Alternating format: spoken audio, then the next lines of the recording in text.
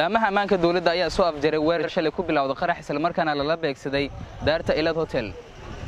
afayeen u hadlay biliiska Soomaaliyeed waxa uu sheegay in tiro gaaraysa 16 qof ay ku nafwaayeen isla markaana 13 qofna ay ku dhaawacmeen oo isugu jira ilaaladii daarta hotel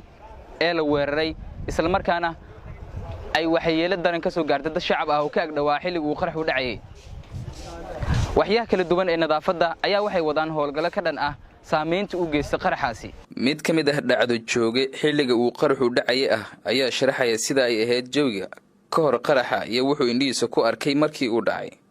gawaarida gargaarka ayaa saakay waxay daabuleen meedad hor leh oo laga soo saaray dhismayaasha uu qaraxu burburiyay. 12 saacadood meesha ku lugeynay marka socdaal aha marka Ilaahay amarkiis waxa ay qornay marka inaa qaraxaan aan la kulmo holaciya indhaha ay qabtay marka doo holac indhaha ay qabtay marka anna waa shoogay waxaan isku tuuray meeshaan isku tuuray hadaan isku tuuray marka